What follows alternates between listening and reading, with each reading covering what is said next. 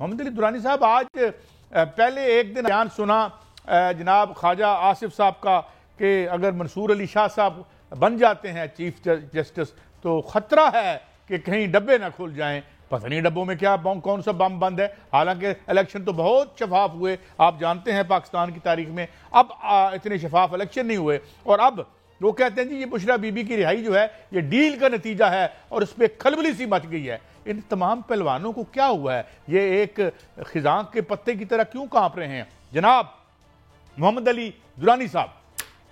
بسم اللہ الرحمن الرحیم. قائد صاحب, وہی والی بار بار ایک ہی بات آتی ہے, شاہ کے نازک کے آشیانے ہیں یہ, ٹھیک ہے نا جی, ان کے اپنے پاؤں تلے زمین نہیں ہے. ہماری سرائکی کا ایک محاورہ ہے کہ چپے تلے ریت ہے, کہ مطلب تھوڑے فارم 47 کے نیچے 45 پڑا ہوا ہے جس سے انہیں خوف آتا ہے. تو بشرا بی بی کی رہائی کو آپ یا ڈیل کہہ لیں یا اس کو انصاف کہہ لیں یا اس کو دباؤ کہہ لیں, رہا تو ہو گئی ہیں. اور باقی بھی کیا کسی کو تا حیات جیل میں رکھا جا سکتا ہے بغیر کسی مقدمے کے؟ مطلب اگر میاں صاحب نے کوئی ترمیم کرنی ہوتی ہے, ترمیم کرتے کہ جی یہ جو دو خاندان ہیں انہیں تا حیات پاکستان کا حکمران بنا دیا جائے, ٹھیک ہے, یہ کرتے 26ویں یا 27ویں ترمیم. تو بات یہ ہے کہ جہاں تک بی بی کی رہائی کا معاملہ ہے, میں سمجھتا ہوں کہ ایک تو وہ انصاف کا تقاضا تھا, دوسرا ایسی رہائیوں کے اندر یقینی طور پہ آپ یہ کہہ سکتے ہیں کہ ایسی رہائیاں پارٹ آف سی پی ایمز بھی ہوتی ہیں, کانفیڈنس بلڈنگ میئرز. کیونکہ جب آپ ایک ٹکراؤ کی کیفیت میں جاتے ہیں تو حکومتیں اور ادارے جو ہیں وہ لامحدود ٹکراؤ جس کے اندر عوام کا ریئیکشن پیدا ہو رہا ہو اس کو ختم کرنے کے لیے ٹریک ٹو ڈپلومیسی کے ذریعے جو ہے وہ ایسے راستے اور ایسی صورتیں نکالتے ہیں جن کے ساتھ ماحول میں تھوڑا سا ایز پیدا ہو سکے. But at the same time جو لوگ پاور میں بیٹھے ہوتے ہیں وہ اس کے خلاف سازشیں بھی کرتے ہیں. جیسے اب بھی وہ اگر باہر آ گئی ہیں تو اب نون والوں کی پوری کوشش ہے کہ اور کچھ بھی نہ ہو. وہ کہتے ہیں نا جاتے جاتے جو ہے لنگوٹی چور کی یہ ہے کہ جی پی ٹی آئی کو مروسی پارٹی بنوا رہے ہیں. وہ پوری کوشش کریں گے کہ یہ تاثر بنایا جائے کہ الٹیمیٹلی خان صاحب نے کسی نہ کسی خاندان کے بندے کوئی پی ٹی آئی کا صدر بنا دینا ہے. اگر وہ بنانا ہوتا تو پہلے بنا دیتے, ٹھیک ہے نا. تو میرا خیال یہ ہے کہ ہماری دعا بھی یہ ہے کہ پی ٹی آئی ایک مروسی پارٹی بننے کے بجائے ایک جمہوری پارٹی ہی رہے, اور اس میں جو بھی رہے ہمارا تو وہ کچھ نہیں ہے لینا دینا, لیکن وہ ایک جمہوری عمل کے نتیجے میں ہو اور ایک پارٹی کم از کم عوام کے اندر امید پیدا کرتی ہو کہ اس میں کوئی عام آدمی بھی, کوئی بیرسٹر گور بھی, کوئی اے بی سی, کوئی محمود اپنا علی امین, کوئی anybody can become anything. تو اس لیے یہ چیزیں ہیں.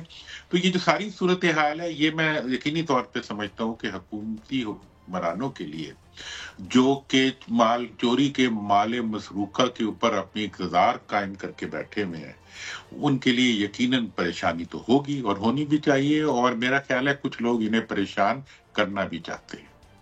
اچھا دیکھیے یار میاں صاحب ہم سے رابطے میں ہیں یا نہیں, یہ فرمائیے محمد علی درانی صاحب کہ کچھ ڈیسنسی آپ کے زمانے بھی ہم نے دیکھا, ہم نے ایک مارشل لا دیکھا, آج کل تو وہ بھی ہمیں ایک مثالی زمانہ نظر آتا ہے جب ہم ماشاءاللہ آج اس جمہوری کساد بازاری کے زمانے میں ایک نئی اصطلاح بھی آ گئی ہے. آپ کی خدمت میں عرض کروں, پہلے ایک اکنامک ریسیشن ہوتا تھا اور اب کہتے ہیں جی ڈیموکریٹک ریسیشن آ گیا ہے. تو خیر میں آپ سے پوچھنا یہ چاہتا ہوں کہ اس ڈیموکریٹک ریسیشن میں اتنی بڑے دولت کے ڈھیروں پر بیٹھے ہوئے لوگ جو ہیں اتنی ناطاقتی, اور اس کے بعد یہ اب ایک اور زبان بھی ہم دیکھ رہے ہیں جو زبانیں استعمال ہونی شروع ہوئیں, اور ساتھ ہی ایک ترمیم وہ اور 27ویں ترمیم کیا کر لے گی جو 26ویں ترمیم نہ کر سکی.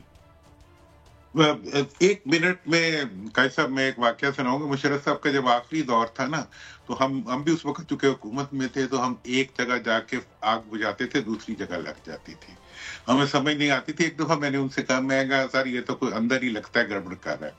تو اب یہ جو حکومت ہے ان کا حال بھی ایسا ہی ہے کہ یہ 26ویں ترمیم لاتے ہیں تو پتہ چلتا ہے وہ ان کے اوپر الٹی پڑ گئی ہے, 27ویں لائیں گے تو یہ خود الٹ جائیں گے اس کے نیچے. تو لہٰذا یہ تو جب وقت جدائی کا آتا ہے تو اس وقت ایسے حادثے اور سانے ہونے لگ پڑتے ہیں. صاحب آپ تو کہہ رہے ہیں جدائی کا وقت ہے, ادھر تو ایک بل جو ہے وہ پیش کیا جا رہا ہے اور بل میں حکومت جو ہے وہ ججز کی تعداد بڑھانے کو ہے, اور حکومت یہ بھی چاہ رہی ہے کہ ججز کی تعداد جو ہے وہ 6 ہو جائے، اور اس کے بعد آپ کو پتہ ہے کہ ایک جوڈیشل کمیشن کا اجلاس بھی ہونا ہے اور پھر آئینی بینچ بننا ہے. تو سر اگر جدائی کا وقت ہے تو یہ تو ججز کی تعداد بڑھائی جا رہی ہے. دیکھیں میاں صاحب، میں تو یہی، میں نے ابھی مثال بھی دی مشرف صاحب کے زمانے کی کہ اس وقت اگر ایک وہ جسے کہتے سپر ایمرجنسی لگاتے تھے تو وہ الٹی پڑ جاتی تھی، عدالتوں کے اوپر قبضہ کرتے تھے وہ الٹا پڑ جاتا تھا. مطلب ایک دن میں بیٹھا ہوا تو پتہ چلا یہ ایک ٹی وی اسٹیشن پہ حملہ ہو گیا. میں کہ وہ کیویں ہو گیا پتہ ہی نہیں، کیسے اس کو جا کے بندے کو پکڑا تو رات کو پتہ چلا وہ بندہ ہی بھاگ گیا. تو مطلب یہ ہے کہ جب بوکھلاہٹ ہوتی ہے، جب چیزیں ٹھیک، اب 26ویں ترمیم جو ہے وہ خود ایک ایسی ترمیم ہے جو اپنی ضد ہے. مطلب یہ ایسی ترمیم ہے جس میں 2 پہیے آگے جا رہے ہیں 2 پیچھے جا رہے ہیں. کیسے چلے گا نظام؟ مطلب یہ ترمیم کرنے والوں کو، اس کو ڈرافٹ کرنے والوں کو، اس کو انویزیج کرنے والوں کو تو بالکل انہیں لا میں پی ایچ ڈی کی ڈگری دے دینی چاہیے، جنہوں نے ایسی ترمیم بنائی ہے جس کے دونوں سرے آپس میں ٹکراؤ کا شکار ہے اور نظام چل ہی نہیں سکتا. اب یا تو عدالتیں اس پوری ترمیم کو واپس کر دیں گی یا ایک نئی ترمیم پارلیمنٹ کو بھیج دیں گی، یا پورا سیاسی نظام ہی ان کے سر کے اوپر آ کے گرے گا. تو اب ایسے اقدامات کو چاہے 28ویں لے آئیں یا 228ویں لے آئیں، رزلٹ تو یہی نکلے گا. کیونکہ اچھا حضور ایک اور بات، تو درانی صاحب آپ کو نظر آ رہا ہے کہ 27ویں آئینی ترمیم سے پہلے ہی 26ویں آئینی ترمیم واپس ہو جائے گی؟ دیکھیں جی ہوگا کیا وہ تو وقت بتائے گا، لیکن مجھے اتنا پتا ہے کہ 26ویں بھی نہیں چل رہی تو 27ویں بھی نہیں چلے گی. ٹھیک ہے نا جی. مطلب یہ ہے کہ جس چیز نے چلنا ہی نہیں ہے، جن کے پاس چلنے کے لیے لیجٹمیسی نہیں ہے، جس پارلیمنٹ کے پاس ترمیم کرنے کا اختیار ہی نہیں ہے، جن لوگوں کے پاس اقتدار میں رہنے کا جواز ہی نہیں ہے، جو عوام کے نمائندے ہی نہیں ہیں، ان کو آپ کس طریقے سے عوام کے سروں پہ مسلط رکھیں گے جبکہ وہ خود بندوق بھی نہیں ہے.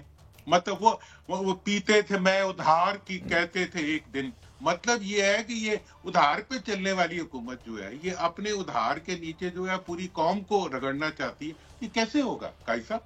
جاوید لطیف صاحب کا کہنا ہے، یہ میں ابھی دیکھ رہا ہوں کسی پروگرام میں انہوں نے کہا ہے، میری ریسرچ ٹیم نے مجھے یہ بتایا ہے کہ نواز شریف قاضی عیسیٰ کے ہوتے ہوئے تشریف لائے اور ان کے جانے کے بعد چلے گئے.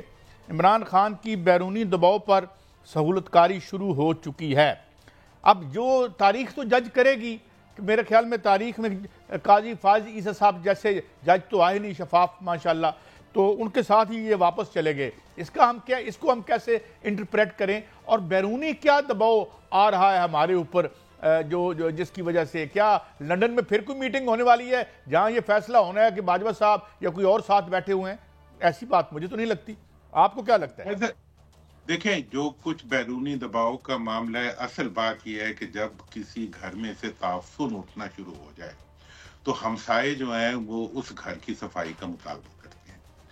اس وقت پوری دنیا کے اندر پاکستان کے اندر جمہوریت کا جو تعفن ہے وہ اٹھ رہا ہے. عدالتی نظام کو ڈسٹارٹ کرنے کی وجہ سے جو تعفن اٹھ رہا ہے، جو بدبو اٹھ رہی ہے، اور پورے ملک کے اندر جو ڈسٹارشنز اور پولیٹیکل ڈسٹارشنز ہو رہی ہیں ان کی وجہ سے ایک پاکستان، اصل میں پاکستان کے اندر تو طاقت ہے لیکن پاکستان برطانیہ میں، پاکستانی امریکہ میں، پاکستان کینیڈا میں وہ خود ایک بہت بڑی پاورفل لابی بن چکے ہیں جو ہمیشہ پاکستان کے لیے استعمال ہوتے تھے. اس وقت وہ ساری لابی جو ہے وہ پاکستان کے لیے تو موجود ہے لیکن وہ موجودہ حکمرانوں کو ویسے ہی ایکسیپٹ نہیں کر رہی جیسے پاکستان کے لوگ ایکسیپٹ نہیں کر رہے. اس کی وجہ سے وہاں کی کوئی بھی حکومت ہوگی اس کو مجبوراً جو ہے اپنی الیکٹیبلٹی کے لیے بھی اور جمہوری منہ قائم رکھنے کے لیے بھی ان کی باتوں کو سننا پڑتا ہے.